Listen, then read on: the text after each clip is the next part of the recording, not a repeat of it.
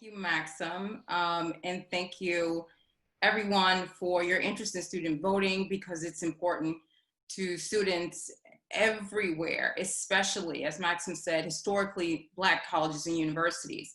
And those are universities that were that created opportunities for higher education for students of color, Black students in particular, before they were accepted at other institutions. And so typically before the Civil Rights Act, those institutions helped to educate and advance individuals and to really kind of make America more reflective.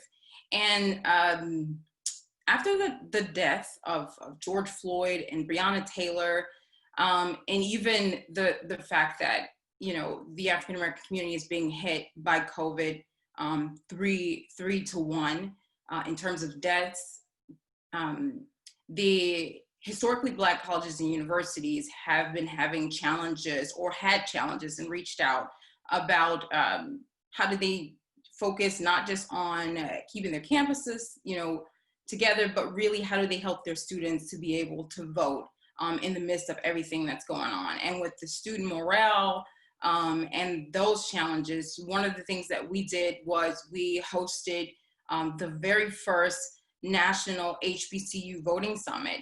And this voting summit brought together HBCUs from all around the country, and it was the first of its kind, from around the country to actually plan how to be able to re-energize students, how to be able to get students motivated, to educate them, but also in places, especially most of these schools are located in the South, how to get past some of the barriers to access as quickly as possible. We know that these campuses don't just represent their campuses, they represent the entire community. Most of these institutions are located in Black communities and are counted and participate in the overall numbers for voting. And so with this gathering, we were able to identify 21 campuses that we're excited we'll be bringing on for 1 year period as an emergency COVID cohort, where we've offered $1,000 for an activity grant, and they need it too, because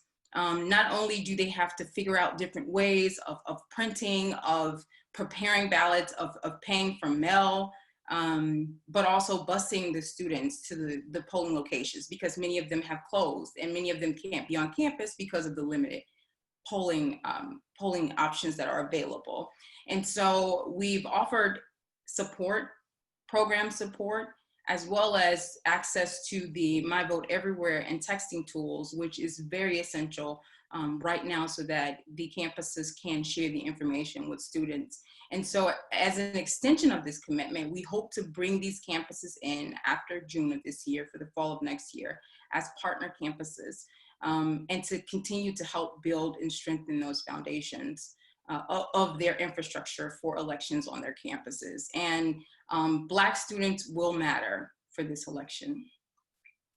We certainly plan to make that happen. Christina, you are a blessing to us, to Texas, to Houston, and to everyone who cares about democracy and everyone having a equal say, one person, one vote in our country.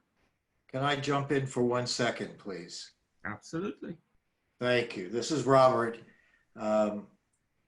As a former civil rights worker back in the 60s, I just want to make sure people remember the historic role that the HBCUs played, from Fisk University in Nashville, Tougaloo College in Mississippi, North Carolina A&M with the first sit-ins, Howard University, Stokely Carmichael, for instance, Morehouse in Georgia. So they're extremely important, and they have a real legacy that we shouldn't forget.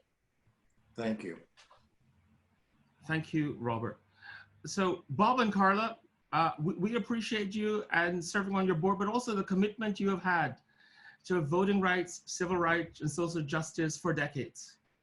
What Bob didn't mention is that he traveled with Andy back in 1964 to learn to do what they were supposed to do in Mississippi. They were trained together at Miami University in Ohio. And Ohio We're in Ohio, and you're going to learn a little bit about that later today. So we are trying to turn out students of color.